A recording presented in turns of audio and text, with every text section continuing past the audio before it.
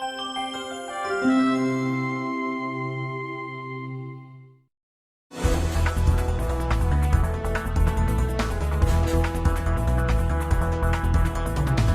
to SSPTV Community News. I'm Lisa Sugart. All around the country, all around our area, ceremonies are being held all this week to remember those lives lost on September 11th, 2001. I'm now joined by a local dermatologist from our area, Dr. Christopher Snyder, who unfortunately lost his brother Leonard at the age of 34 when the World Trade Center was struck on that horrific day. Thank you so much for being here. No problem. I know it's not an easy topic, but I'm sure you have mixed emotions because that's a terrible day to remember, but you want your brother to be remembered. That is definitely true. You know, people have had tragic losses in their family, and maybe they're gone and maybe they are forgotten. And one thing about Lenny is he's never going to be forgotten. And when I get friends that go to the World Trade Center, to the memorial site, and they'll send me pictures of the ponds and his name. And sometimes it's hard, but sometimes it's just that I know that they loved him, or they loved our family or me, and it's their way of saying that they remember. So it's hard because you know, sometimes as you reach acceptance in your grief, people aren't constantly asking you about it every year, and so in some ways it's hard, but in other ways it's, you do remember the good times, and then it does make you remember of all the fun that you had. So 22 years already, that doesn't even seem possible. I hate to ask you to do this, but take us through, what happened that day. He was in the World Trade Center. Where was he? So he was in Tower 2. He worked for Aon. He was an special risk insurance broker for Aon, and he worked on the 101st floor of Tower 2. That was the second building to be hit, but actually the first building to fall. I was working in Hazleton at the time. As soon as I saw the news, I called. I did get through to his office, so I knew his office wasn't, nothing was hit in the office. When the first plane hit the first building, his entire office started to leave the building. And Lenny was actually the fire marshal of his floor. And I recall people telling me that they made the decision to get out. I know that they took the elevator in the World Trade Center. There was various elevators that went up so many floors. I know they went down maybe 40 floors or 25 or 30. So they were below where the second plane hit.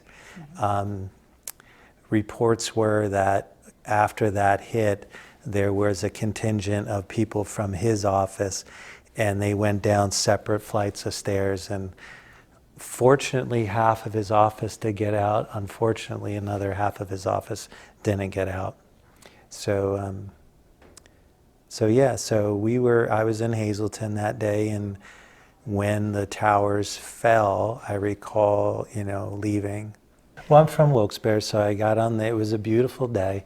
Every time I hear you two, it's a beautiful day, I still think of that day. It was a beautiful day, and that's what they said. And so I went home. My family's from Wilkes-Barre originally, and I just recall us getting together, and we went to noon mass at St. Mary's and said some prayers, but I kind of knew in my heart that he wasn't coming back. What was he like? Very gregarious, very happy, very great smile. He was his class president at King's, so he was well liked by his, he was a prankster. He was a bit of a troublemaker in a good way. Mm-hmm. Enjoying life. Enjoying life. I always talk about Lenny, was always, he was always happy to see you, and you were happy to see him. And he had a wonderful contingent of friends, just a wonderful, wonderful brother. I had 5 brothers and sisters. So he was the second oldest. I was we had 3 boys and 3 girls, so he was a wonderful brother, a wonderful son. He was married. He had twin boys that were 2 at the time, and a daughter that was 3, and they lived in Cranford, New Jersey.